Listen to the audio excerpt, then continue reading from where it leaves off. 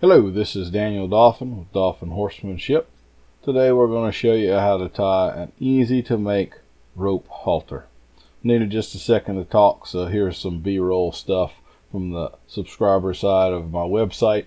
If you are interested in watching me ride and work horses more, that's where we tend to show that stuff. You might want to check it out. So this rope halter is not a difficult one to make at all. If you can tie a simple overhand knot, then you are completely capable of making this halter. Matter of fact, my 8-year-old son made one with me just last week. Gave him a little assistance, but he did all the tying of it all by himself. As a way to kind of reinforce the behaviors and get the algorithms working in our favor on YouTube, we're going to sweeten the pot for you a little bit. So please like and subscribe. Additionally, if you'll leave a comment on the video, we're going to look at the comments in about 2 weeks after this is released. I'll select someone that's commented at random and we will contact you, and we're going to send you the halter that we make in the video. So please give us a like, subscribe, and don't forget to comment on the video. Thank you much. Hope it helps you out. I will say that even though these halters are pretty simple, that doesn't mean that they're not functional. This is one I made 8 or 10 years ago. Lord only knows how many horses it's been on. It functioned just fine for us. You're going to simply need some rope. Here's a little more B-roll because you need to have the right kind of rope for this. You can buy simply from big box stores 1/4 inch or 3/8 inch rope. The one I'm going to make the halter out of in the video is like that. It comes $10 for 100 feet of it. So that's 4 halters and 2 or 3 sets of hobbles in addition. You can, of course, go online. There's several different websites that sell the real stuff that you could make a nice halter out of, but I would recommend you get the cheap stuff to practice your first couple. So anyway, let's get started. So you're going to need something to measure with. It could be a tape measure, fine. 49-inch chest. 49 B cup, got it. You little son of a... You're going to need a lighter, a knife, and we're going to measure this thing out. I generally go with about 22 feet. You can go up to 25 feet, but down to about 19, just depending on the size of your horse's head. 22 feet works plenty for me, and I usually actually wind up cutting a foot or 18 inches off the end when I'm finished. 22 feet, like I say, 100-foot roll of cord, you'll get you 4 halters, and you can make a couple pair of hobbles. We'll show you how to make those in another video. Now this is braided nylon with a core, and you definitely want to use the lighter and melt the ends down. Do not touch that stuff because it will absolutely melt your skin. You want to light it and then give it 5 or 6 seconds to cool off before you touch it or let it touch you. Alright, just a rundown of the halter. First we're going to start at the tail, and this knot right here on the cheek, the off side, that's the first knot we're going to tie. Then we're going to move down to the knot that is underneath the horse's throat. We're going to tie the first half of these knots, I should say. The next half of the knot that we move to is the heel knot, so the one where you're going to attach your lead rope to the halter. We're going to tie half of that. We will then be moving up to one of the nose knots across to the second nose knot right there, and then we're going to go back down and finish off the heel knot. So that's the first part of the halter you actually will complete tying it with this method, is the heel knot. When we finish the heel knot, we're going to travel back up and we're going to finish the other half of the throat knot. We're going to be using a double overhand knot on these, so it does require 2 parts to tie it. Then we will move up to the loop where you're going to actually tie the halter in with the sheep pin knot when you're putting it on a horse's head. The next piece of rope forms the onside cheek, and we move to the onside nose knot. We will complete that knot, move across the nose to the other side nose knot. Once we have those knots completed, you're going to form the offside cheek and tie it back into the first knot that we initially started with. Everything left over will be the tail that you'll use to tie the halter. So it's really not that difficult. It may seem complicated at first, but I can knock one of these out in a few minutes. So we want to measure the tail It's going to need to be about 29 inches or so. I don't recommend that you let it be shorter than that. Even if you have small horses, you can always tuck extra tail in under the chin if you need to. So simple overhand knot at that mark of 29 inches, and you want to pull them down a little bit, but you do not pull them tight. You're going to have to re-loosen all of these knots again, so don't pull it tight. We'll now go to our second knot, and you see we completed the tail knot. We're just comparing it to another halter. We're going to move down to the throat knot right there. The measurement for that is going to be about 11 inches, believe it or not. And all of these you can fudge an inch or two. 10 inches isn't going to change a whole lot. You have a huge horse, 12 inches isn't going to change a whole lot. So about is the way I like to think about it. Another simple overhand knot. Do not pull it tight. Okay, so we've completed the first little leg of our halter. We're going to move from that to the heel knot. And again, it's going to be a simple overhand. We're going to measure it from inside of the knot to the next knot, and this time we're going to go about 8 inches. Okay, could be 7.5, like I say. And you can adjust all of this after. I don't worry about getting it perfect. Now I want to pull about a foot of rope from the other side, double it over to the mark that I've pinched, and then I'm going to take that loop and tie a simple overhand knot with it. I should have a loop that's 6 or 8 inches long. It needs to be extra big for this step because you're going to re-untie that later. So now we move up to the first nose knot, and we're going to have this be about 8.5, 9 inches or so. Again, maybe I have a little bitty old arrow, but I don't need it quite that big, right? So now we're going to start pulling the tail from the other end of the rope. So you're going to have kind of a long tail to mess with for these first few knots. Another simple overhand knot from nose knot to nose knot. You generally want to be 8 to 9 inches, something like that. Okay, you can also just take another halter that you've already got and just compare them. That's a very viable way of figuring out just how long we want this thing to be. So mark your spot. We're going to pull that long tail through again. And don't pull it down tight. Okay, we're just getting kind of placing our mark is all. Now we go back down to our heel knot. We've just about completed the nose section. We're going to pinch where our heel knot was, including the new tail, and we're going to untie that heel knot. You see how I've kept my thumb on where it was. I'm going to take my 2 tails that I have now from the first side and the second side of the nose. So I have 4 strands in my hand, 2 loops. Again, I want them 8 inches to a foot long. I'm going to double them over and tie my overhand knot. And now you can see that I've done that.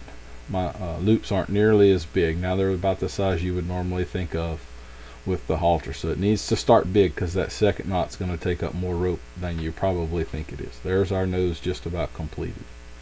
So I have 1 tail coming out of the heel knot. That's going to go into our throat area. Now this is a good place to look at the double overhand knot.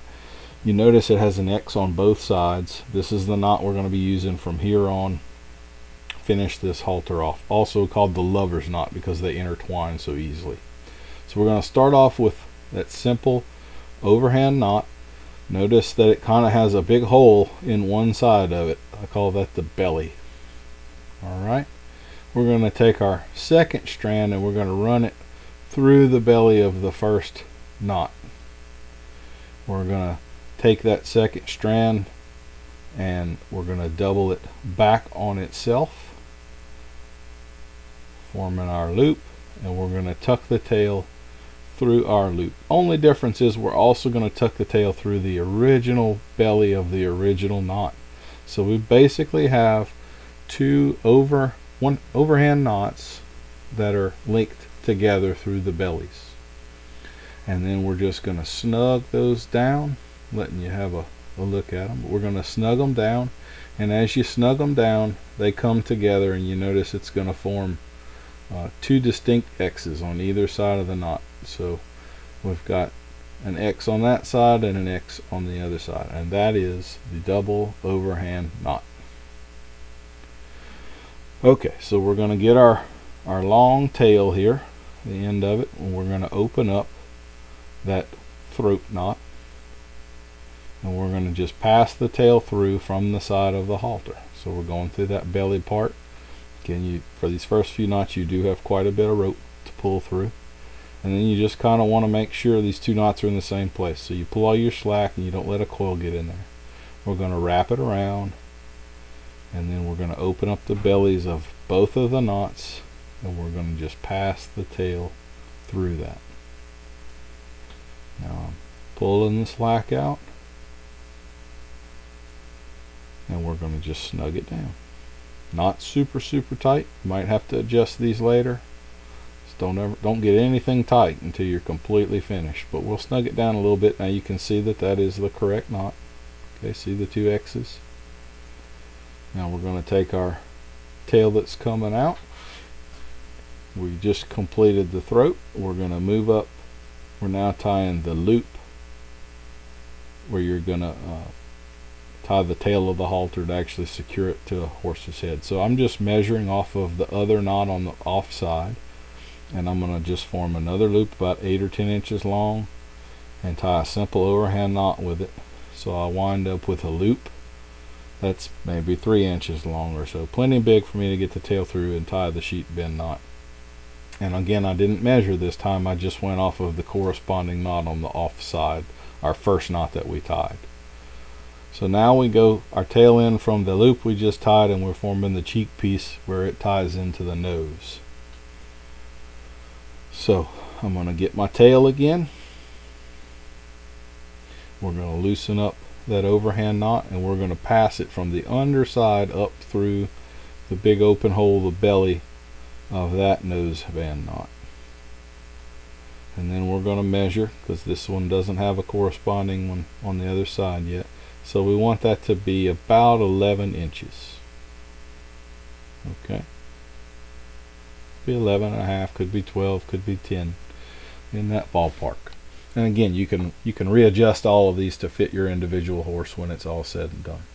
So we're going to reach through the nose of the halter, and we're going to grab that tail and pull it over the top of the piece that'll go along the cheek. Okay, and that forms the bite. Then we need to get our tail. It's getting a little shorter, but it's still fairly long. And we're going to pass it from the bottom side up through the belly of both of those overhand knots. And then we'll just do a little bit of work to kind of snug it down, make our knots look all nice and pretty, pull on each individual strand. Again, not too tight. I might have to adjust that later. And now we're going to travel across the nose. This will be the second strand of the nose. We're going to tie that tail into the other overhand knot. So we'll loosen it up. We're going to pass our tail through the belly of that knot. Pull it down until our strands are the same length. Again, you don't have to measure here. And we're going to make our overhand knot, of course pulling the tail through the bellies of both of the loops, right?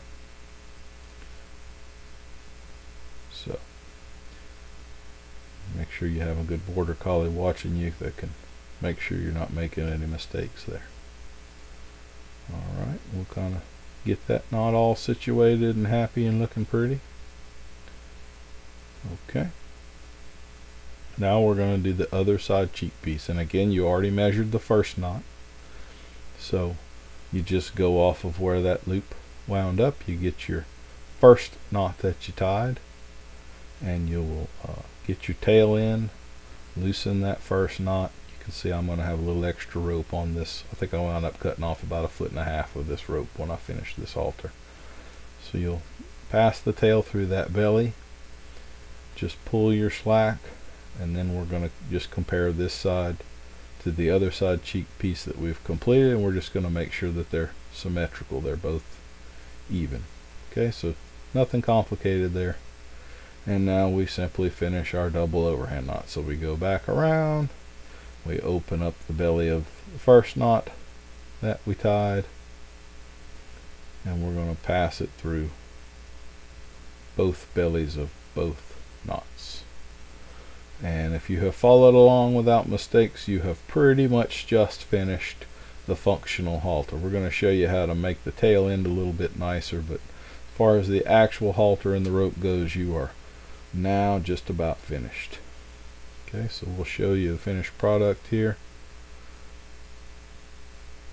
Okay.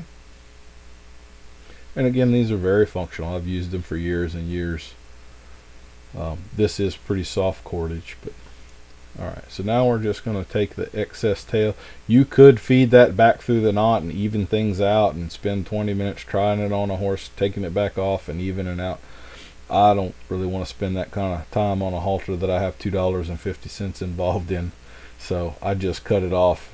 And in fact, I've made so many of these, to be honest with you, I don't actually measure when I'm making these for myself. I just eyeball it, and they always turn out close enough, so don't sweat a quarter of an inch here and there when you're doing that. And we're just burning that end again so that nothing unravels.